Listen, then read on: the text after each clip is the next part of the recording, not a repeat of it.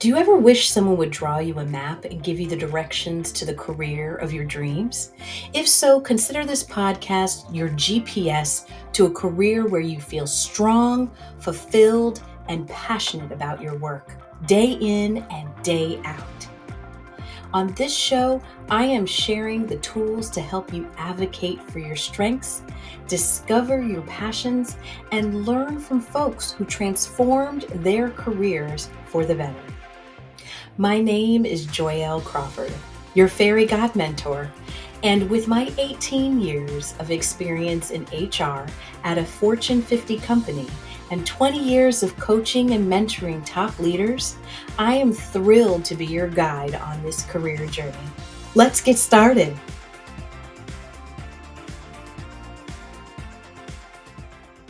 Hello, and welcome to another episode of Career View Mirror, where we take a deep dive into the career journeys of inspiring professionals.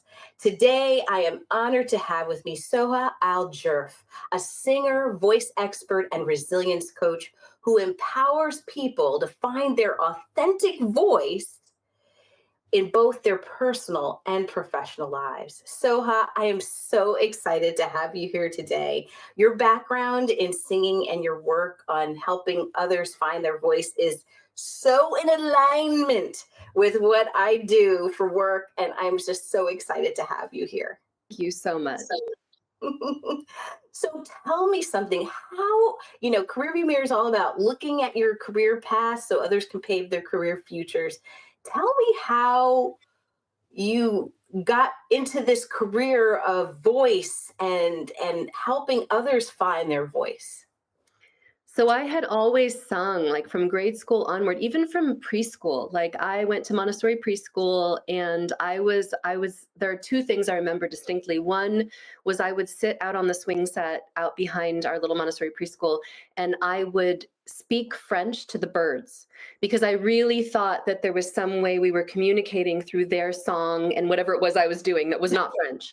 For some reason in my 3-year-old head, that's how I perceived it. I was like, there's some way we can communicate. And I knew the birds were trying to communicate and that I could somehow communicate with them. And then the other thing I did was we had a music teacher who would come in once a week, and I would just wander off and go sit in the music room and wait for her to come. And inevitably some teacher would come in and be like, "Oh, honey, she only comes on Tuesdays." And I was like, "Well, I'll wait. Like, it's okay. Like, I'm patient. There's nothing else I'd rather be doing but waiting to play this like xylophone. Like, I'm so excited to be here." And they tried to explain to me that no, you have to come back into the classroom until she's actually here. So it kind of started there. And then throughout grade school, I was identified as having a beautiful singing voice. They gave me solos. And then I was kind of just the singer through high school. And so I was always the one who was given the solos and the leads the leads in the school and that sort of thing. Mm-hmm. Yep. And so then I studied singing in college, but somewhere even in high school, I started to get a little glitch in my voice, and there was sort of this little crack that was random and nobody could figure out what was causing it. And we shifted technique, we did everything we could. I mean, my voice was still beautiful, so I got into college as a singing major, and I wanted to study opera, and I really had big aspirations to perform. But there was, for opera, you can't have a glitch. If I were doing something more like what's my favorite genre, like indie female singer-songwriter with a guitar, maybe I could have gotten away with it. But as an opera singer, I couldn't. And so by my senior recital, I was really at this kind of crossroads where I knew it was going to be probably impossible for me to do a master's degree, to do really anything professionally in opera with the voice. And I went to see an ear, nose, and throat doctor who worked with a speech pathologist who specialized in voice. She didn't specialize in singing voice. She specialized in voice generally. So she worked with the speaking voice. But what she didn't get was that my entire identity was wrapped up in my voice. And it was who I was. And it was not just my dreams, but I didn't know who I was if I wasn't a singer. And so there was something about that meeting with her where she was kind of, giving me the same worksheets she'd give to a speaker. She didn't really know how to counsel me. She didn't really have the empathy that I needed in that moment. And from that moment, I thought, you know what? If I can't sing, I might as well get this speech pathology degree and A, try to figure out my own voice, and B, be that person that I needed when I was in that. Yeah, when I was in that place, I wanted to be able to offer them the counseling to understand that I knew their whole world was falling apart, and then I wanted to help them heal it. And so that's what I did for the first 20, 25 years of my career. And to some degree still do. I still work with professional opera singers who are injured. I just don't do clinical work. I did clinical work with everybody, which I loved. Anybody who had a voice issue, speaking, singing, didn't matter. I did that for about 20, 25 years. And then I've shifted into wanting to do my own thing in the last 10 years. But I still see professional opera singers and any professional singer really. But because my expertise is in opera, I tend to work with injured opera singers. Nice.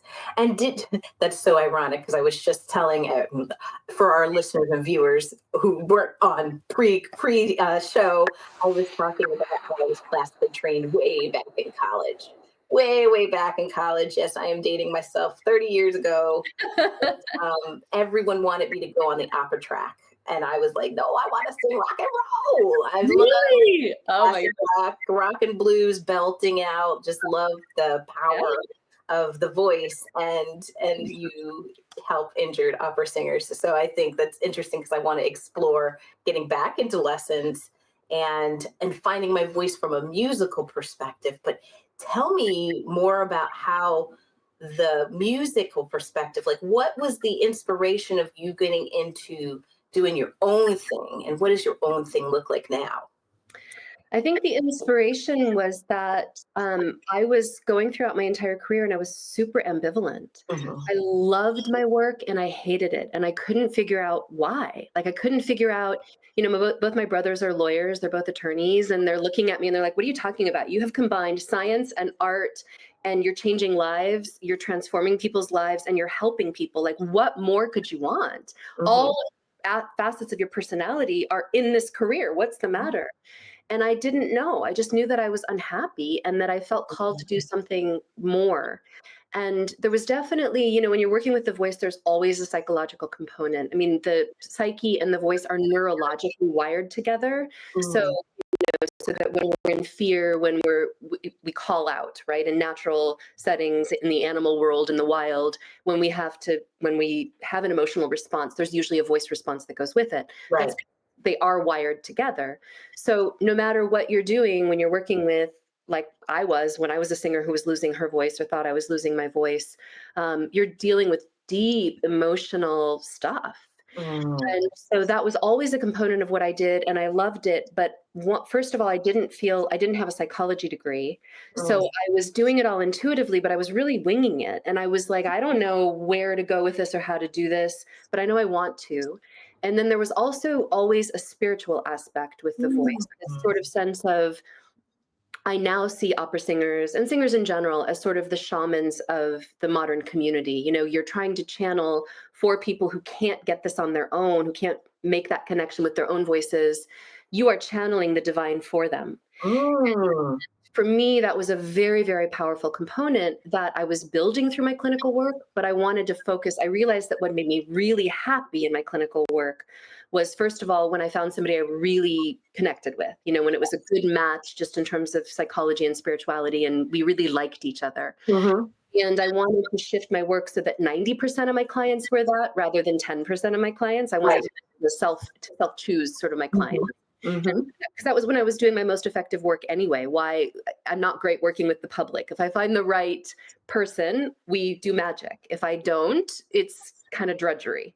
So I wanted to shift that. And then I also really knew that I wanted psychology and spirituality not to be something I snuck in. Like, are you open to talking about gods or goddesses or however you want? Like, are you open to that? Because it really was so core for me that what we're doing here is we're connecting to channeling the divine through the voice.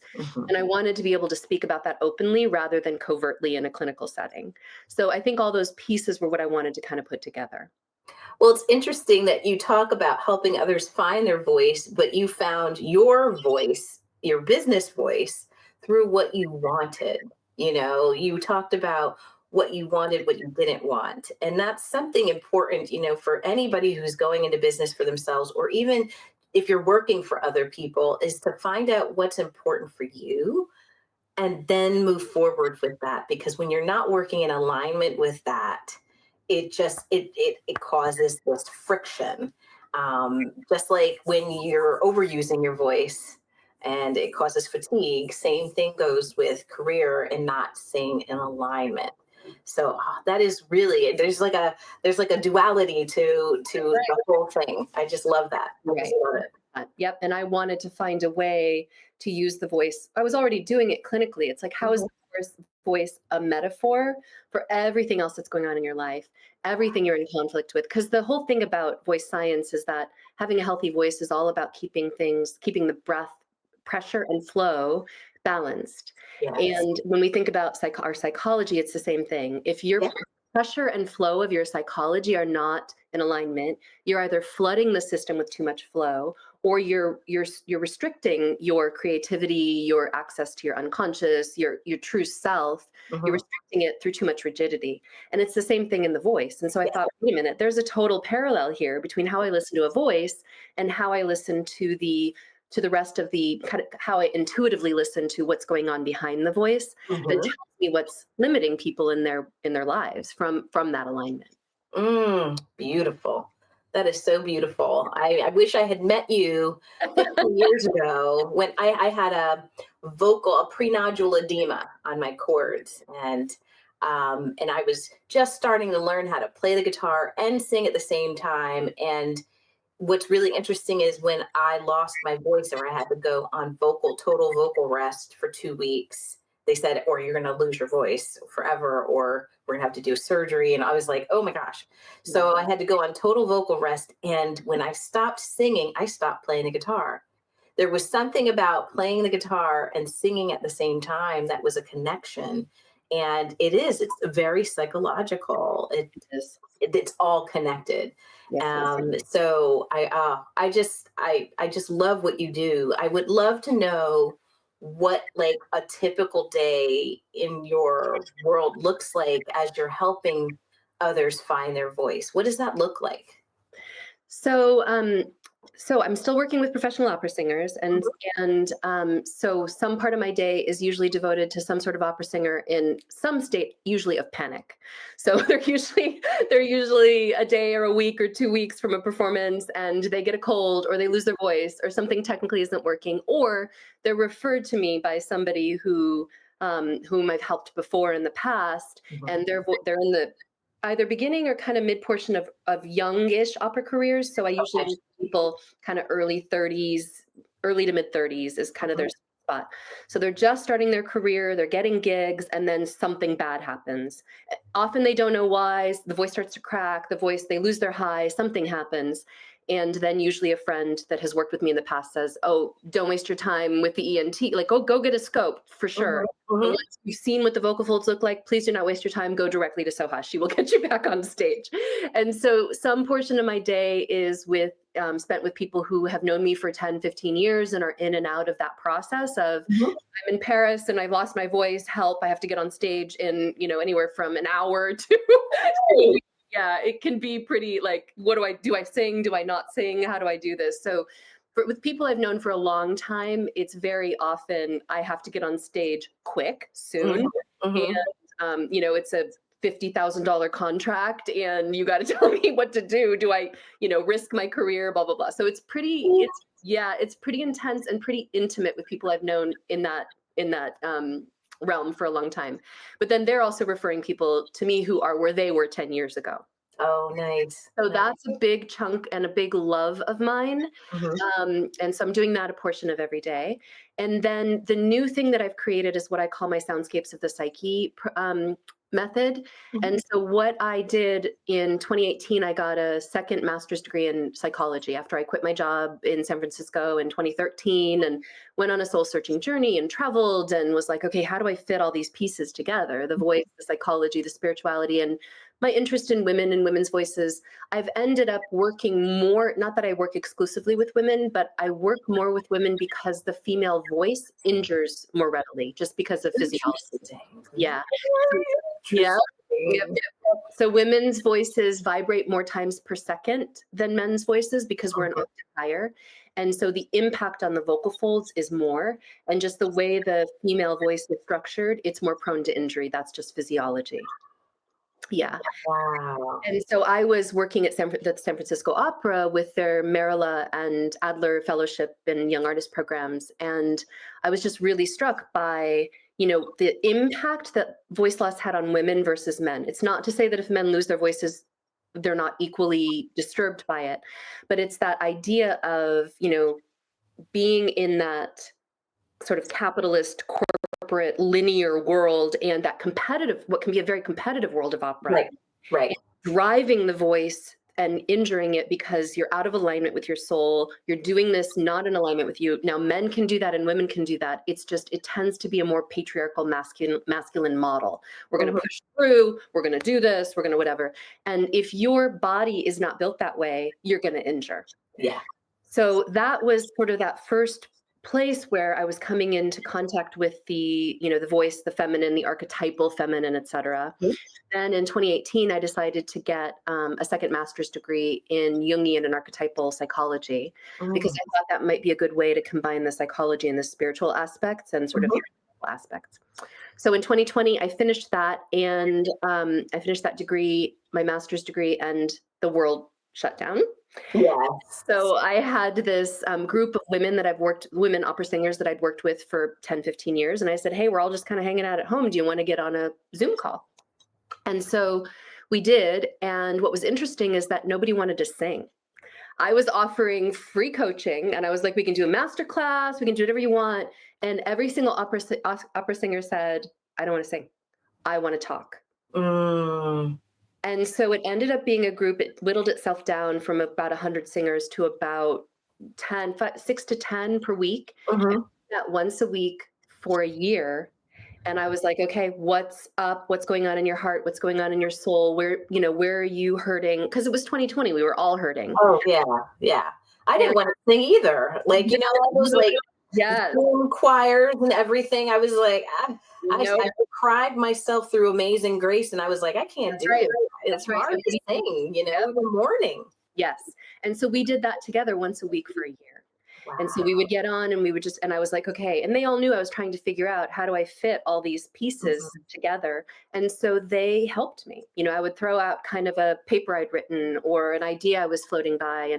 And I'd be like, what do you guys think of this? And I'd give them exercises, they'd do them, they'd give me feedback. And then we did this weekly for a year together. And it was so powerful. So by the end of the year, I was like, okay, there has to be a way that I can listen to the psychology with the same ear that I listen to the opera voice. And so I developed a system to do that. Nice. So how would one get involved in this system? Do they apply online? How would they I know I'm getting to the end before we get to the rest of the interview, but how would somebody inquire more about that program of how So I do it one-to-one. What I call it soundscapes of the psyche. I'm trying to give people sort of a mirror of their own multi-layered psychology. And what I'm trying to figure out is kind of exactly like I do with the singing voice. Where's your core authentic alignment in the body, mind, soul, spirit with the voice when you sing? If you're out of alignment with that, you're going to injure. The same thing is true with your own psyche and soul. If your mind and body and spirit are not in alignment with the voice, metaphorically speaking, you're going to have psychological pain. You're going to feel off course. And I was reading your book, and just even in the introduction, I'm like, oh, you would have been my ideal client at that time. You would be exactly who I'd want reaching out to me. Because yes, it's the literal voice, but it's also the metaphorical voice. Like, who am I? What am I here to say on this planet? Where's my sort of zone of genius? Yeah. So what I do with the soundscape is I actually do an interview or an intake like you would for a therapy session. What's going on? Where are you feeling stuck, et cetera. And then I do a second half where I ask about how voice and sound and music influenced your life. Like, where did it sort of fall into place? And I record that on a Zoom call, and then I put all of that together into GarageBand, into digital software. and I create for them what I call a soundscape of their own psyche. So I edit it, I move it around, I amplify certain parts, I add music, I add, doors opening and closing, just like any sound effect. Yeah, what I'm trying to do is help you see these are all the voices that are actually happening in real time in your head that you can't linearly speak about when you're talking therapy session. And I rearrange and create this soundscape of their psyche, and then I send it back to them, and then we base all their coaching from there. Nice. That is so cool. Thank you. Really, really cool. And yes, I will am your ideal client. I'm like listening. I'm like, well, how would you? And I'm just asking selfishly, but I also want to ask for our audience. Absolutely. And so I do that one-on-one, and I'm just starting to expand that into working in groups and in businesses. Because I think, we use things like the Myers-Briggs and that kind of thing to test personality for teams that work together. But I feel like, you really need to know your own voice and have your own voice if you're going to be a viable member of a team. And also if you are trying to retain talent on your team, which I know is a huge issue these days, like people finding and retaining talent for their companies. I'm like, what better way than to help each individual find their voice, use their voice, know their voice, and understand their own kind of soundscape of their own psyche. Having your own voice, finding your own voice, I talk about it in my book. You've talked about it in your work. It's so important, especially now, and owning and honing into your voice. What advice can you give to the audience about how they can find their voice? I mean, aside from working with you, or if they want to if they're struggling right now to find their voice, what tips or techniques would you suggest for somebody who's lost their voice? You mean lost metaphorically or lost literally? Metaphorically. Yeah. Yeah. So yeah, literally is a little more complex. But well, they're both complex in different ways. I think that the biggest thing for people who don't have a voice or feel that they don't have a voice, is that they think other people are just naturally talking and it's no big deal. I feel like I'm risking something every time I use my voice. And especially if I'm in a place where I could be judged, I could be exiled, I could be, ridiculed, put down. We're all afraid the biggest human fear is being exiled from the community, is being somehow told we're no longer welcome, we don't belong. And I think that people who meet me, or people like you probably too, they just assume, oh, we're totally fearless and we do it because we have no fear. That is not true. We are absolutely aware that we have anxiety about it. We're taking a risk. And for me, I build up my tribe.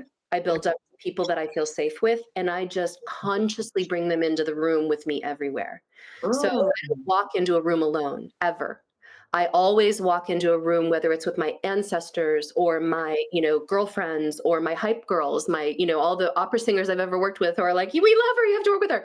I focus on the people who really know me, believe in me, and love me. And I just bring them into the room with me everywhere I go. And so I'm never alone. So yes, I'm taking a risk, but I know that if this person isn't my person, then I trust that they need to not be in my sphere. And I trust that whoever needs to be in my sphere will want to hear what I have to say. Now, do I have to practice honing it so that I don't offend people? Yes, because I can be pretty direct. Yeah. And so, do I have to be willing to backtrack and say, oh, I'm sorry, that's not how I meant that? Yes. I have to know thyself. I have to know who I am first. And that's a lifelong process. Right. A, I have to feel the fear and do it anyway. B, I have to take calculated risks, meaning I'm constantly like, is taking the risk worth the potential benefit, or am I wasting my breath? Are these people never going to hear me? So why would I waste my energy? And should I just crawl back into my tribe, into my safe place? So for me, it's always a negotiation of safety. It's always a negotiation of, I know I'm taking a risk. Is it worth the risk? Am I safe? Do I have my people, literally or figuratively? And is it worth doing it in this moment? Is the potential benefit, does it outweigh the potential risk? I'm constantly weighing that. And it sounds like there's a lot of, and thank you for sharing that. It sounds like there's a lot of intentionality in your voice. It's understanding that you're just not talking to talk. Like there's a lot of times where we'll feel pressure to be in a room where everyone's lending their opinions and you feel this pressure to say something. But there is power in silence in using your 100%. voice too. Yeah. So no, I really appreciate you sharing those tips because right now, I think a few people, and I say this sarcastically, a few people feel like they don't have much of a voice. They may be afraid to use it or may feel not supported in using it. But it's important if Agreed. it's Yeah. so And important. sometimes, like you said, it is the wisest choice to remain silent. Mhm. And if something needs to be spoken, shore up your community. Yeah. Shore up you can't go in alone. You cannot, nobody goes in alone. And I think, especially like you're describing, there are certain groups of people right now who feel less and less safe Mhm. speaking. That has to change. We have to find each other. We have to support each other. We have to get our numbers bigger. We don't ever want anybody who has a similar message, right, or has a similar desire to speak or importance of voice to feel like I would speak out, but I feel like I'm going to get attacked. Nobody should ever feel that way. You Right. have to shore up your support system, and that's one of the things I'm trying to do. Like, I want you to know you're not alone. There are people like you, and we're going to find each other, and we're going to build this thing so that none of us walks into a room alone ever. Absolutely. And as a leader, I think it's important to create a space where your team, your organization feels supported in 100%. speaking up. And if that's not where you are, then, there's I hate to say this, but, there are other places and spaces to go. I'm not saying everybody don't go. I don't want to hear any notes or comments. Joy told us to quit our jobs, and no, that's not what I'm saying. But I remember from the musical Aida, not the opera, but Aida. She says there's no shackles on you. Like you can leave whenever you want to. Um, that's the key, is that if you're not feeling safe and you've spoken up and people don't hear you, then maybe you're not in the right space. Like you said, you're not alone.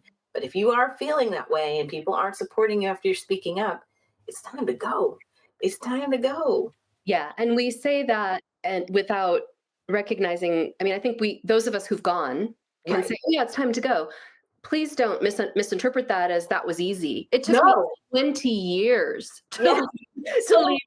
Yeah, it took me 20 Clear. years to finally Yeah. be like, "I think I can do this." Yes. And I'm not suggesting you should take 20 years either. I'm just saying if it's not happening tomorrow, that's okay too. Yes. But just start that process of, okay, if I'm feeling icky, maybe it's not me. Like, I know I feel icky here, but I don't feel icky over there. Right. And yeah, okay, maybe I need some therapy. Maybe I need a process. Maybe I need some coaching. Sure, I'm going to work on my own stuff for sure. And if it's easy for me to be in a different group of people, maybe that's my people. Yeah. Yeah. Yeah. And I like that. Living in a world of and, not never or no or but. Yes, live Yes. in the and space. Ah, beautiful and delicious. So what advice would you give to the younger Soha? What career advice would you give to the younger? I love asking this question of all of my guests. Uh, I mean, I know it's so hard and she wouldn't have listened, but trust that the path is taking you somewhere. It's going to take longer than you would like, but it's not for nothing. Like, you're gathering the puzzle pieces and it'll all come together eventually, I promise. And it's not going to be easy. It's not going to feel easy. It's going to feel hard. Just trust that it's going somewhere. And your path isn't going to look like other people's paths. So Mm, stop comparing, stop looking outside of yourself. If you want to be miserable, compare yourself to others because they're on a different journey. And I promise you, your soul has a purpose. It's here for a reason. It wasn't a mistake that you landed here, and you got work to do.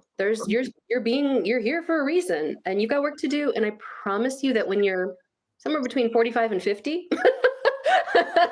which seems really far away now, I promise it's all going to come together and it's going to make sense, and you're going to find joy that you never knew was possible. oh, what a beautiful love letter to your little self.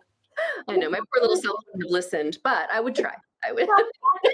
I'm like, I'm taking notes. My little Joy is like, "Ooh, that's great advice. Yes. If we could have heard it, right? Yes, the comparison trap. Oh, Ooh, ugh. Oh, yes. I it is. It's a true trap. I came up with this mantra a few years ago because I was in a room full of people who I was just like, oh my gosh, there's no way, like I'm not at this level.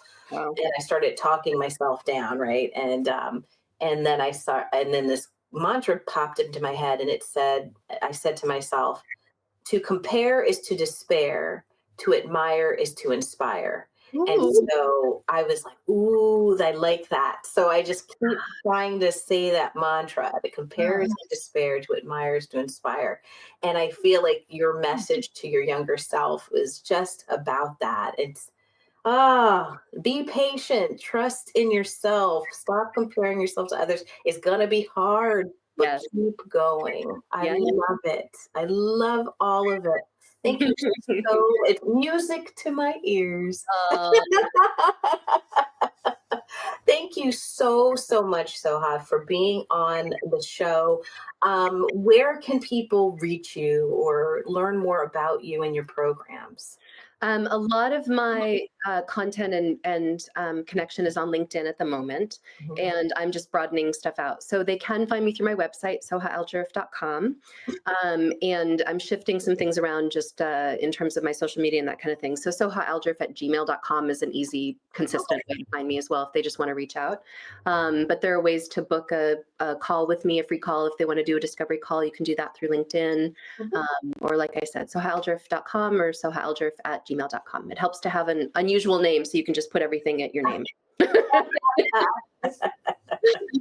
Oh, well, I appreciate you sharing where to find you and sharing all these wonderful nuggets of how to find your voice and to stay with it, just to keep going, keep going. That is the message. And sharing your whole career path, because it's just a beautiful way of how you've composed your life and how people have choices and they can do the same thing. Yeah, and it's not a mistake. Like all the things at the time feel like an obstacle, feel like a wrong turn, feel like a mistake. You get to a point where you're like, none of it was a mistake. No. It all makes sense. It all makes sense. Yeah. Thank you so much for being on the show. And thanks everyone for watching and listening. And we will see you next time. Thank you so much for listening to Career View Mirror.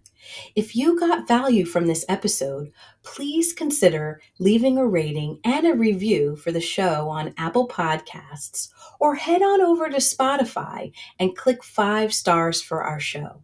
We also have a YouTube channel with video versions of our episodes, so subscribe over there for more content. Thanks again, and I'll see you in the next episode.